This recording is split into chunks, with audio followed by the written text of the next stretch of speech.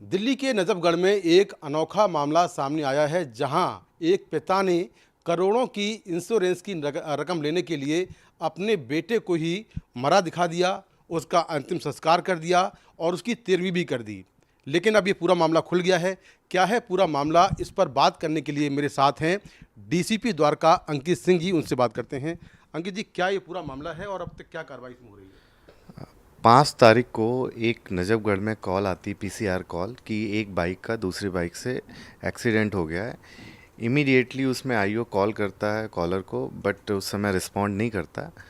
तो इसमें जब दोबारा उसको कॉल की जाती है तो जो कंप्लेनेंट है वो बताता है कि उसके बेटे का जो एक्सीडेंट हुआ था उसमें उसकी डेथ हो गई है और साथ ही साथ उसका क्रिमेशन कर दिया है। तो इसमें डिटेल्ड इंक्वायरी एसीपी के कहने पर होती है, जिसमें पता चलता है कि एक पूरा कॉन्स्पिरेसी के तहत प्लान किया कि 3 महीने पहले अपने लड़के सतीश ने अपने बेटे गगन का 3 महीने पहले एक 2 करोड़ रुपए का टर्म इंश्योरेंस कराया। और इस पूरी प्लानिंग में एक एडवोकेट है जो उसका साथ देता है कि किस तरीके से उसका क्रिमेशन कराना है और किस तरीके से पीसीआर कॉल होगी और कैसे जाके दोबारा फिर एसीपी ऑफिस में और डीसीपी ऑफिस में एक कंप्लेन रजिस्टर करानी है। इस पूरी कॉन्स्पिरेसी को अनर्थ करने में एसएचओ नजफगढ़ ने बहुत अच्छा रोल निभाया। इसमें जो एक तरह से कॉन्स्पिरेटर है सतीश और गगन, ये लोग एक्सीडेंट के बाद रूरल हेल्थ सेंटर में जाते हैं, वहाँ से रेफ़र कराते हैं एक प्राइवेट हॉस्पिटल में। प्राइवेट हॉस्पिटल में बातचीत करके उसको पैसे देकर उन्होंने फर्स्ट एड और साथ ही साथ रेफरल डॉक्यूमेंट्स बनवाए जाते हैं, फॉल्स डॉक्यूमेंट बनवाए जाते हैं।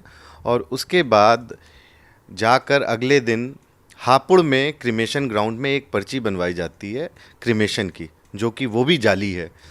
इस पूरी कॉन्स्पिरेसी को क्रिमेशन कब हुआ? क्रिमेशन जो है वो अगले 2 दिन में ही हो गया था। इसमें एडवोकेट भी साथ देता है, बट जब आईओ है एएसआई राजेंद्र उसमें डिटेल में पूछताछ करता है, सीसीटीवी फुटेज चेक करता है, तो ना कोई मौका ऐसा मिलता है जहां पर बाइक से एक्सीडेंट हुआ था, ना उसके फैमिली मेम्बर सभी से पूछा जाता है। तो उसमें भी पता चलता है कि इस तरीके का ना कोई क्रिमेशन हुआ है। ऑल्दो फैमिली मेम्बर्स ने मिलकर इस कॉन्स्पिरेसी को सक्सेस बनाने के लिए उसकी 13वीं और ये सारे रिचुअल्स भी कर दिए थे। इसमें जो सतीश और गगन है, फादर और जो बेटा है, इनके ऊपर काफ़ी बड़ा एक अमाउंट का कर्जा था, आसपास से ट्रैक्टर ले रखा था, वो भी लोन पे था। तो इस सारी चीज़ों से बचने के लिए और साथ ही साथ बेनिफिट्स के लिए चीट करने के प्लान से इन्होंने ये पूरी कॉन्स्पिरेसी तय करी। तेरहवीं में इनके गांव के लोग भी आए होंगे, क्या उनको कभी किसी को डाउट नहीं हुआ?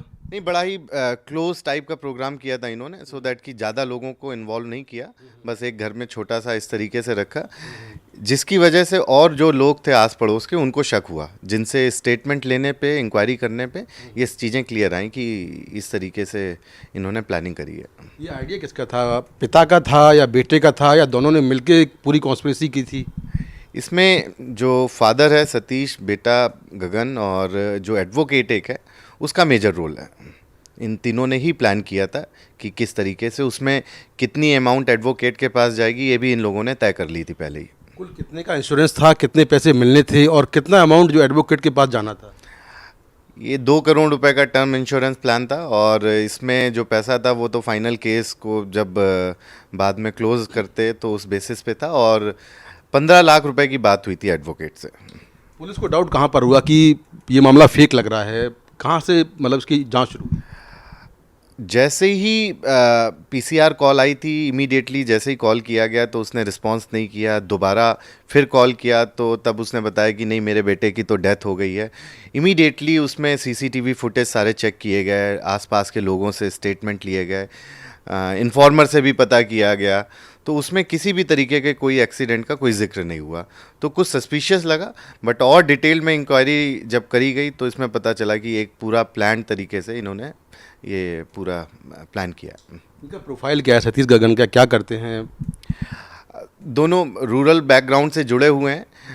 बहुत मेजर सोर्स ऑफ इनकम नहीं है, थोड़ा एग्रीकल्चर से और कुछ प्राइवेट शॉप ऑप से पैसे कुछ आ जाते हैं इनके पास। बहुत बहुत शुक्रिया बात करने के लिए। तो ये हैं डीसीपी द्वारका अंकित सिंह, जो बता रहे हैं कि कैसे एक पिता ने अपने बेटे के साथ मिलकर और एक वकील के साथ मिलकर पूरी कॉन्स्पिरेसी की, अपने बेटे को मरा दिखा दिया और उसका फर्जी दाह संस्कार भी कर दिया, तेरहवीं भी कर दी। लेकिन बाद में पुलिस ने इस पूरे मामले का खुलासा कर दिया है और इस मामले में कानूनी कार्रवाई की जा रही है।